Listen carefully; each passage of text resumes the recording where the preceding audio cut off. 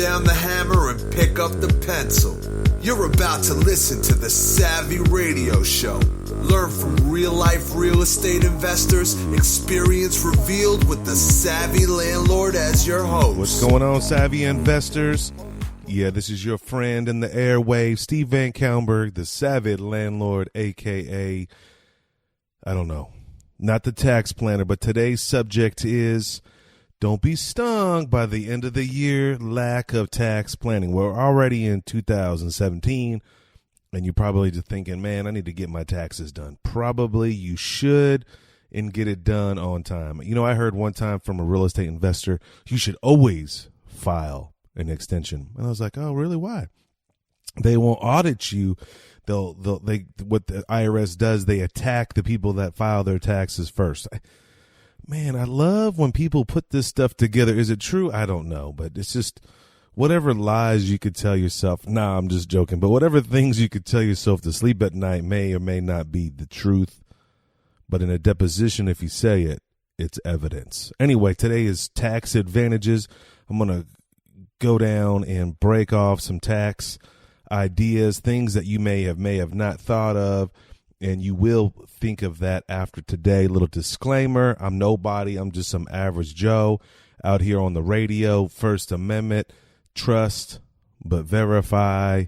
So that's all I'm going to say. So hopefully you'll implement these ideas, at least get your ball rolling, motivation in your mind and what you should be doing. You should not be lackadaisical on your taxes. And I know for many years I was. So anyway, let's just jump on in it.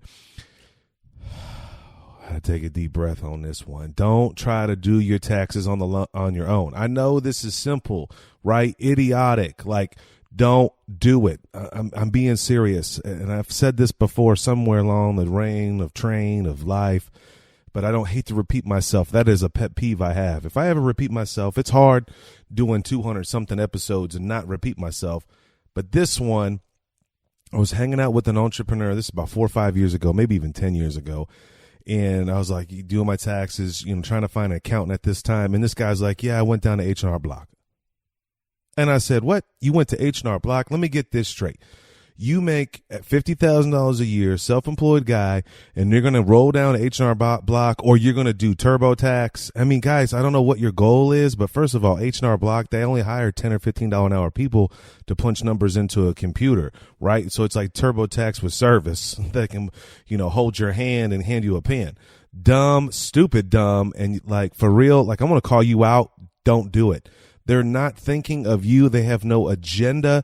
Their agenda is to make their hourly and to rack up as many people as they can on your taxes. I know they have all these disclaimers. We'll guarantee that we'll find more deductions that you need to do.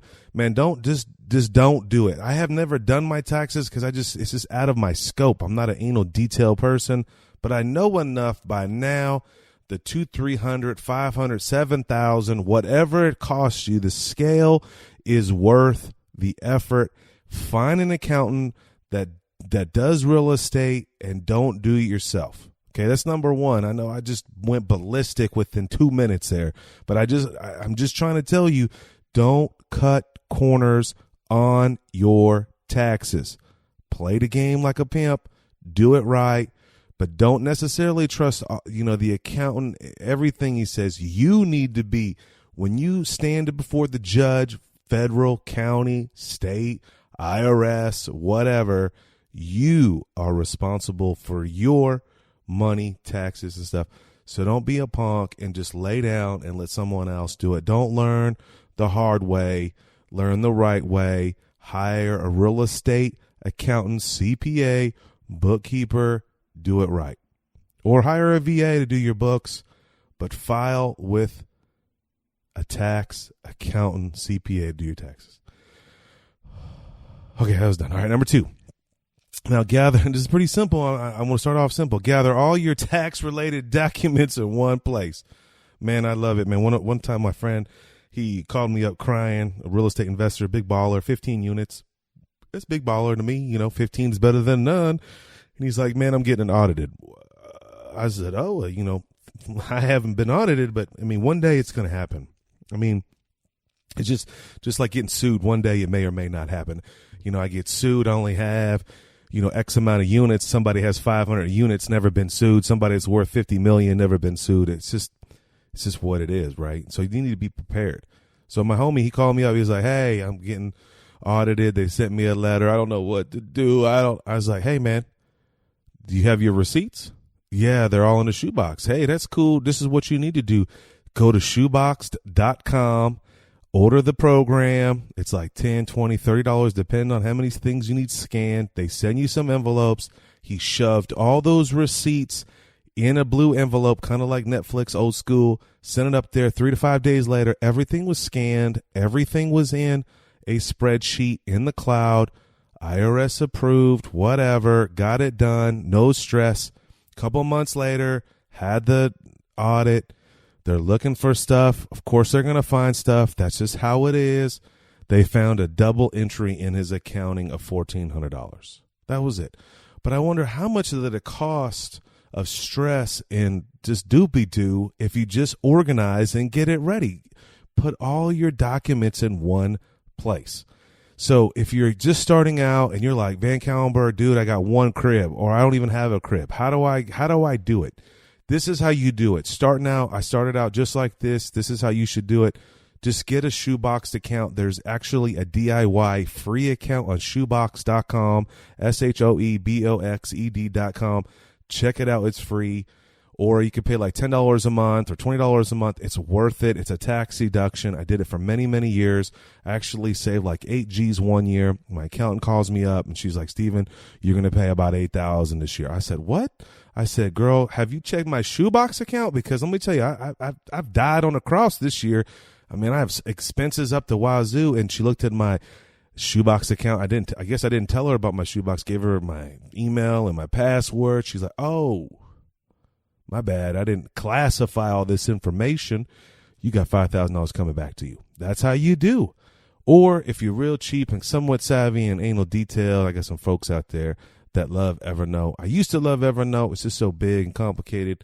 There's a lot of intricate parts, but it's free. You can encrypt stuff. I have a homie. Yeah, Thomas Morgan. Yeah, I know you where you're at, Nashville or Chattanooga. He has a specific scanner from Evernote. He hits a button, automatically puts it in the cloud, real done and down and dirty. So that's the simple. Now, this is how I do it. Any purchase I make, first of all, you can't commingle money. So if you have one business, like say you have a property management business, say you have a contracting business, say you have a real estate acquisition business, you got a side business, you got a side hustle, you got one credit card for each one. That's how I do it, real down and dirty, simple. When I make a purchase, let's say on Amazon, the first thing I do is I classify what it is. I email it to one person. Now I'm fortunate. I have a general manager that kind of runs my whole empire, but I email it to her. She looks at it. She classifies it. She actually posts it in accounting software that we use right now for our internal and AKA managerial accounting. That's something I learned. You can go to lynda.com and take some accounting classes. It's worth it, $25 a month, and that's Lynda, LYNDIA.com, LYNDA.com. And I learned so much just taking these basic accounting classes because I thought you were cooking the books, having 2 books. No, I have a managerial accounting, which is running through my real estate holdings, which is Buildium, and I actually use that as my accounting. Profit and loss, what I'm doing, where money's going, how's it flowing, tagging properties, organizing it. And then after that girl tags it in the Buildium, we send it to a bookkeeper. Now this bookkeeper's, gets able to get into our books, looks into our Buildium account, and then she logs that into QuickBooks. Now, why in the world would you have two accounting softwares? Well, one, it's for accountability. One, we can see in real time what's going on as a managerial. That's between me, my general manager, the team that I have associated with, my plans, our goals. We're running that through Buildium. Then for the banks, the IRS, everybody else, accounting and taxes, we run QuickBooks. So if you go to lynda.com, learn a little about accounting, you can figure that out. All you smart, jazzy people out there, you already know about managerial. I didn't know maybe a couple of years ago. That's how I do it. So recap. I get it. I make a purchase. I document that purchase. What is it for? Is it a repair? Is it a receipt for what? What am I doing? Is it a capital improvement? I forward it to my general manager. She double checks, classifies it in the software so we can have real time. And then we send all that information monthly in different folders for different companies to the bookkeeper. The bookkeeper makes it all pretty and puts it in QuickBooks for us. That's how we do it. All right. The next thing that I've learned, you need to document moving of money. Now, for example, I want to purchase a property this week, and I go to my savings account. I withdraw the money out of this savings. I get a cashier's check. Doop-de-doo-doo. I go down to the closing company with this cashier's check. I fund this deal. Doop-de-doo-doo. I get a deal. Next thing you know, 6 months, a year from now, that transaction was confused. There's a HUD. Thank you. But where did you get the seed money, the down money, or whatever the case may be money? And there's no documentation. I've learned this the hard way. I want to tell you right now, at the end of the year, I get pissed off. The accountant calls me, hey, what happened to this $3,682.40 transaction? I don't know. Is it a debit? Is it a credit? That's like my first question. See, that's the problem. Now I'm getting real anal meticulous. Anytime something happens, and I know you guys are already doing this, but I'm slow rolling. I didn't know. But here's the thing. Why am I emphasizing this so much? You're like, dude, this guy Van Kallenberg, he's just dumb. He doesn't know that you should document moving money and stuff. I thought it was just obvious. No, bookkeepers are not real estate investors. General managers are not real estate investors. They're smart people, but they don't have your plan because you haven't outlined your plan. Oh, okay. I get it. But what I did get one time at a meeting with my CPA / bookkeeper / general manager all in one meeting, and this gal misclassified something, and we were going to pay tax on something that we didn't pay tax on because the money wasn't cleared or what it was doing. It was a $16,000 transaction. We had no idea where it went. We finally figured out. But the bookkeeper, she's going to always opt for the easiest that makes her look good because she's working under the CPA. We'll consider that capital improvement. You see, it was a repair. You feel me? So document all the money, where it goes, how it goes. If you're going to withdraw money out of the bank, create a memo. If you're going to close an account down, why are you closing the account down? Make a memo. It's just like the same emphasis on documenting for your tenants. You know, they said this, that, write it down. That's why. Number 5. Talk to your accountant before you assume that a repair is deductible. Okay. So this year, when I met this year, 2016, or actually it was 2015, the IRS, word got on the street. The IRS was done with the word called AKA repair. Every real estate investor knows what that means. Kind of. Well, there's actually law been coordinated, written, again, text, verify, trust but verify. But basically, heat and air is not a tax deductible, like a brand new heat and air system, but a heat and air repair.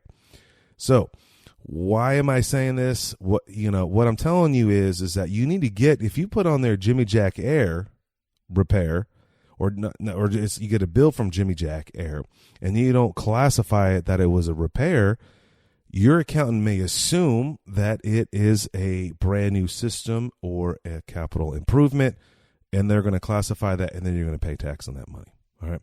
So that was just another tip. So I've seen this happen in my own life. I hear a lot of real estate investors cry and bellyache that they don't have enough deductions or paying tax. You shouldn't be paying tax. There's nothing wrong with paying tax, and I'm not trying to not pay my tax, but you're not classifying the information properly. Hey, that's not your job. Your job as a real estate investor to go out there and get it done. You feel me? Number 6, step up and think of the HSA, that's AKA Health and Savings Account. So basically, it's billed as the super IRA. It's a tax-free account that you can dump a certain amount of money. Now, get with your accountant, but it's a super IRA in disguise. You can put tax-free money into this HSC account, and then when you need to pay a medical bill, you use that tax-free money up to a certain amount. But it's treated like an IRS. Okay, you can max it out. You can pay your medical bills, and it grows tax-free and you could use it as an IRA, you can invest in it. I know I'm way slow. Some of you advanced real estate folks, even today, I'm not even using an HCA account because I was like, man, I'd rather go buy houses. But you can take some of that money that you're already paying for health insurance and for medicines and the things that you need to do, you can do those tax-free. Now, I could be wrong with time constraints here. I'm not an accountant or an advisor. I'm just a hustler. I just want to let you know this is the information that's out there. You need to get with a good accountant, CPA. Now, this podcast has been 15 minutes. I'm trying to get on my new roll of knocking stuff out within 20. So with time constraints, I'm just going to throw these things out there, and you need to do your due diligence and check this out. Number one, understand the difference between passive and non-passive rental income. The IRS classifies real estate rental income as either passive or non-passive, aka non-passive active, okay? Also called active. In most cases, the IRS considers real estate rental income to be passive income, okay? And what that means right there, you're getting taxed differently, okay?